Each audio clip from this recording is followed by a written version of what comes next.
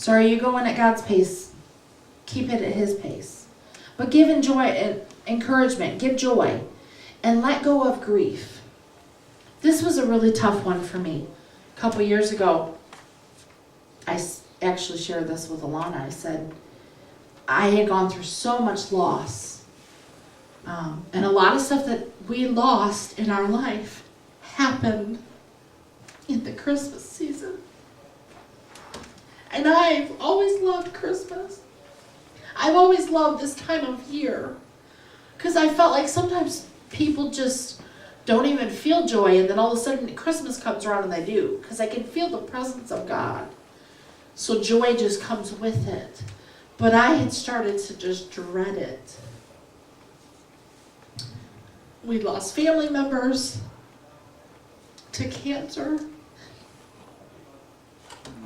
And it was so hard. One year I didn't even want to put up a Christmas tree.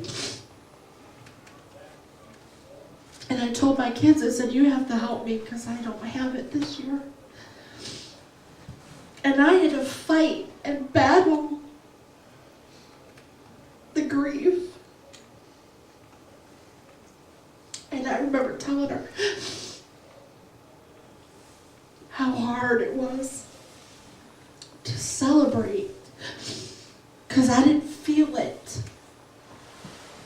It just was one more thing, is how it felt. And it was so difficult to try.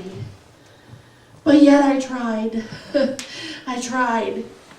And I prayed and I said, God, get me through this. And you know what? He did.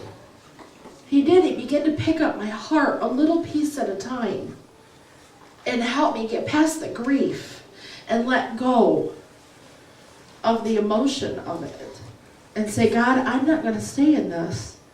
I see people and they're upset and they're angry at the season. You know what? I want to go to them. I want to say, I was you. I may not have been as angry, but I was you. In that grief and in the loss, and I didn't want anything to do with it because I was done. But see, if you don't have Jesus, you lose your hope. Mm-hmm. This world doesn't have Jesus. They don't even understand Him. The world system has no hope. And so they try to make merry based on a Christmas tree. On a tree. They try to bring a tree inside and they try to put lights on it and make them feel good. And they try to do all these things, and those things are just temporary. Mm-hmm. They last about a month in January. They're right back to where they were. See, we're not supposed to be like that. There's nothing wrong with having a Christmas tree, but your joy can't be in the Christmas tree. Because my joy is in the one who made it, not in it. My joy is in the one who made that tree. My joy is in the one who made lights. My joy is in the one who made the color red. My joy is in the one who made the color green. And my joy is in the one who made snow. My joy is in the person, not in the object. See, the world has made their joy the object. And then when the object gets packed up in January and it leaves, they have no joy. They have no peace. They have no love. That's not what it should be for us.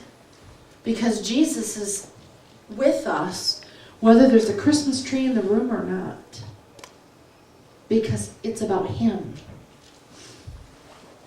I tell my kids when we finish the tree, I've told them for years, see that star?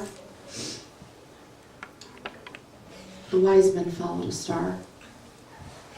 All the earth had a bright star that shined to Jesus. That's why we put a star up there. Sometimes I would put an angel.